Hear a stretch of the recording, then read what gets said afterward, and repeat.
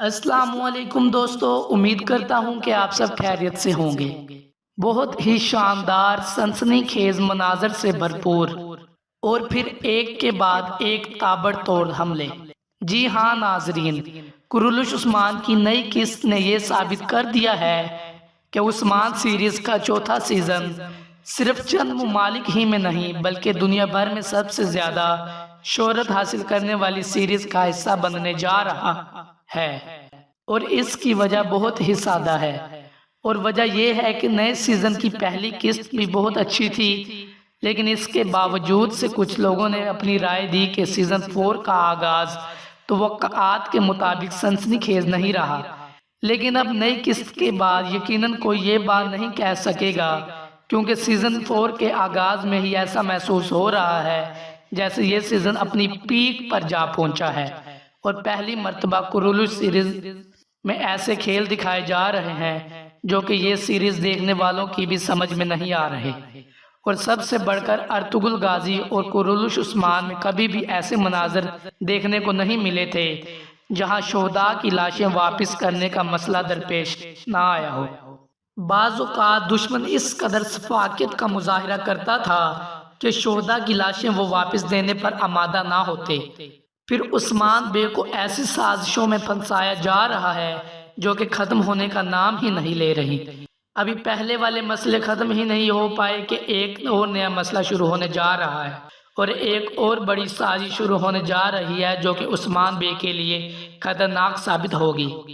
لیکن آنے والی قسط کے ایسے حالات بتانے سے پہلے ذرا آپ کو بھی بتاتے چلے کہ اورحان کی انگلیاں توڑنے پر اور اسے اذیت دینے پر آپ میں سے کس کس کو دکھ ہوا تھا۔ تو اب ہم بات کرتے ہیں کہ آنے والی قسط میں ہمیں کیسے زبردست حالات دکھائے جائیں گے، اور عثمان بے کے دشمنوں نے کون سی نئی سازشیں تیار کی ہیں، اور کیسے عثمان بے کو ایک نئے جال میں پھنسایا جائے گا۔ کیا ترک قبائل کے اتحاد کا وقت ختم ہونے کو آن پہنچا ہے؟ تاریخ اس صورتحال کے بارے میں کیا بتاتی ہے؟ کینٹا کوزین کی عثمان بے کے ساتھ کیا کوئی جنگ ہوگی یا نہیں، اور اس کا اب کون سا نیا منصوبہ کامیاب ہو جائے گا؟ کمرال آبدال کس میں کون سا نیا کارنامہ سر انجام دیں گے؟ ان ہیڈ لائنز کے علاوہ بھی بہت سی معلومات آپ کے ساتھ شیئر کریں گے، اور ساتھ ہی اس سوال کا جواب بھی دیے چلیں کہ جس میں آپ نے جس میں ہم نے آپ سے پوچھا تھا کہ اوکٹم بے کے قبیلے میں سردار اوکٹم کے پاس عثمان بے کا کون سا جانباز حکم نامہ لے کر آیا تھا، اور اس کا درست جواب ہے بوران ایلپ۔ لیکن ابھی ہم بات کرتے ہیں آنے والی قسط کے حالات کے بارے میں، جہاں ایک بار پھر سے عثمان بے کے جنگی محاذ اور بھرپور سازشیں اور لڑائیاں دکھائی جائیں گی۔ اب گزشتہ قسط کے آنے والے مناظر میں آپ نے عثمان بے کو اولوف گینگ کے ساتھ لڑائی کرتے بھی دیکھا ہوگا، اور یہ لڑائی ہمیں نئی قسط میں مکمل طور پر دکھائی جانے والی ہے۔ لیکن اس لڑائی کا نتیجہ آپ کو بتانے سے پہلے یہ بتا دیں کہ عثمان بے ایک بار پھر سے قسطنطنیہ واپس جائیں گے، اولوف گینگ کا سربراہ بھی وہاں موجود ہوگا، اور ممکنہ طور پر دونوں فریقین اور عثمان بے کی شہنشاہ کے ساتھ ملاقات دکھائی جائے گی۔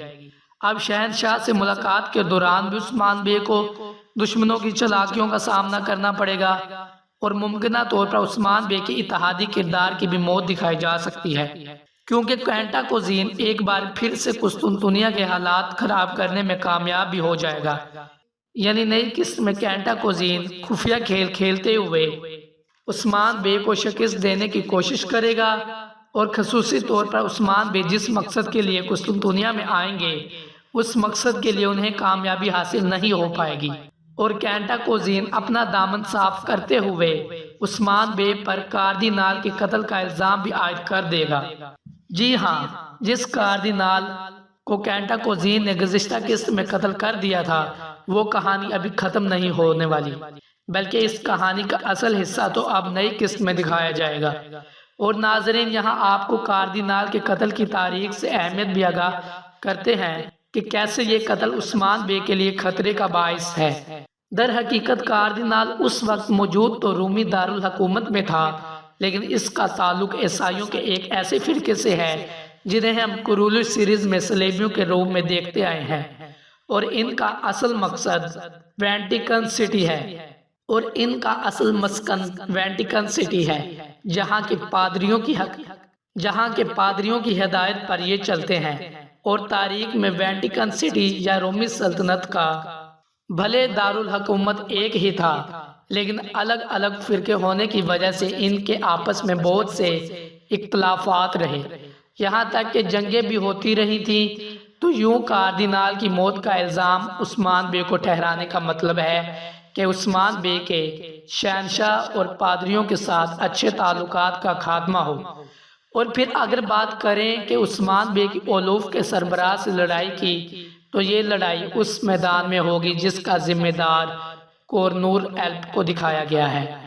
یہاں عثمان بھی اولوف کے سپاہیوں پر ہیوی نظر آئیں گے، لیکن اس جنگ میں واضح طور پر کسی بھی فریقین کو فتح حاصل نہیں ہو پائے گی، کیونکہ روم میں ہونے والی یہ لڑائی بغیر کسی نتیجے سے ہی ختم ہو جائے گی اور اولوف کا سربراہ عثمان بے سے بچ جائے گا۔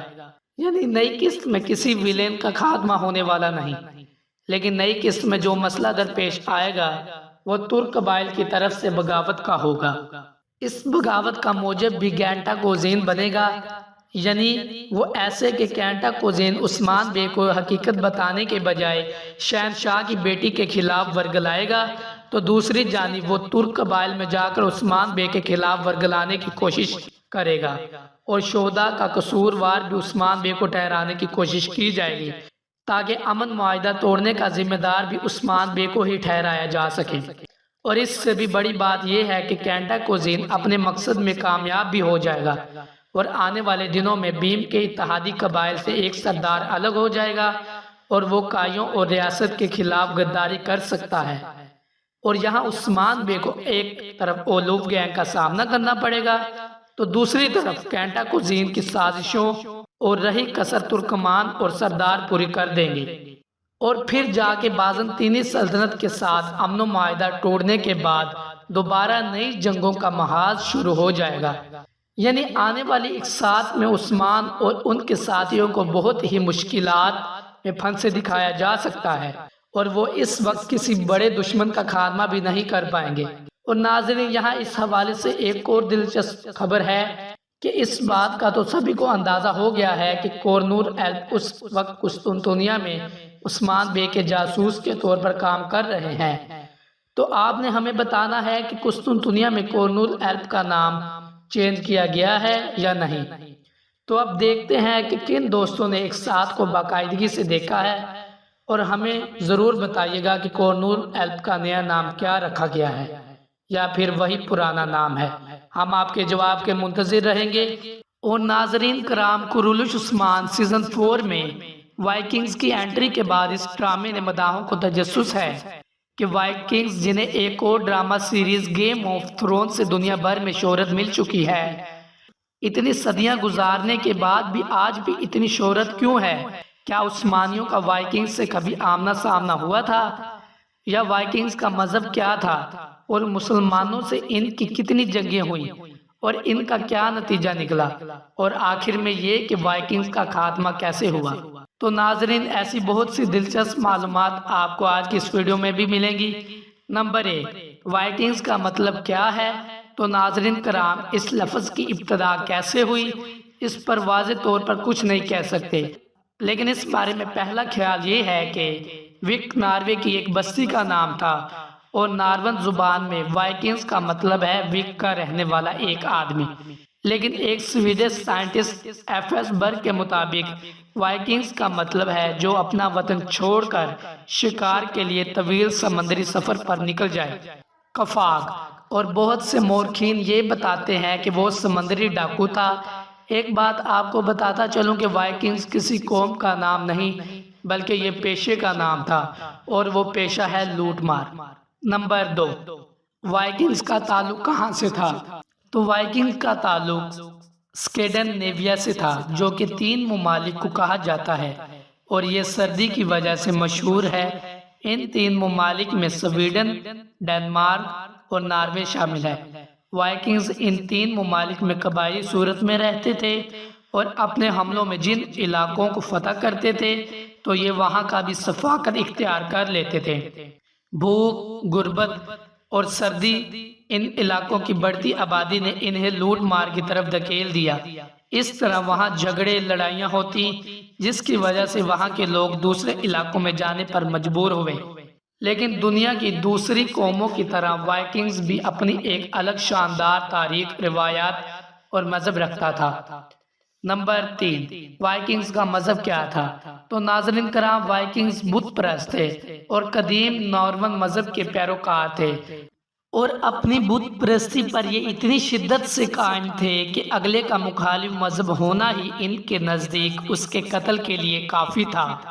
اس لیے انہوں نے چرچوں میں بہت قتل کیے، لیکن ایک وقت ایسا بھی آیا جب وائکنگز نے عیسائیت قبول کر لی۔ لیکن عیسائیت قبول کرنے سے پہلے وائکنگز کا مذہب جرمن کے دوسرے قبائل سے ملتا جلتا تھا۔ یہ بہت سی دیوی دیوتاؤں کو پوجتے تھے۔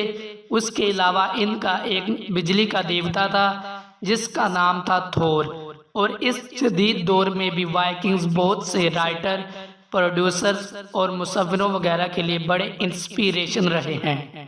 مطلب ان کے دیوتا تھور کو مارولز میں بھی شامل کیا گیا، اس پر گانے بنے، اور گیمز میں بھی شامل کیا گیا، مثلا World of Warcraft. Number 4، کیا وائکنگز کی عورتیں بھی لڑا کرتی تھی؟ تو اس کا جواب ہے جی ہاں، وائکنگز کی عورتیں بھی لڑا کرتی تھی، جنہیں شیلڈ میڈن کہا جاتا تھا، اور سب سے مشہور جنگجو عورت کا نام لگارتا تھا۔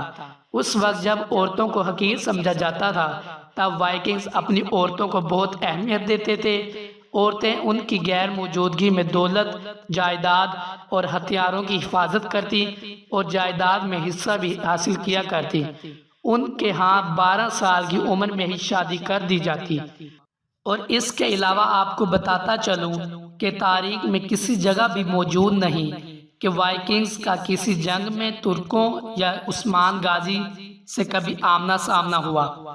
اور کرلوش عثمان سیزن 4 کا وقت 1301 سے دکھایا جا رہا ہے، اس لیے محمد بزداق کی امیجینیشن نے کام کیا اور اپنی کرلوش عثمان سیزن 4 میں شامل کر لیا گیا۔ تو دوستو، اگر آپ کو ہماری ویڈیو پسند آئی ہو تو ویڈیو کو زیادہ سے زیادہ شیئر کریں اور ہمارے چینل کو سبسکرائب کریں تاکہ آنے والی مزید ویڈیوز کا نوٹیفیکیشن آپ کو ملتا رہے، اور کمنٹ سیکشن میں اپنی رائے کا اظہار ضرور دیجیے۔ شکریہ۔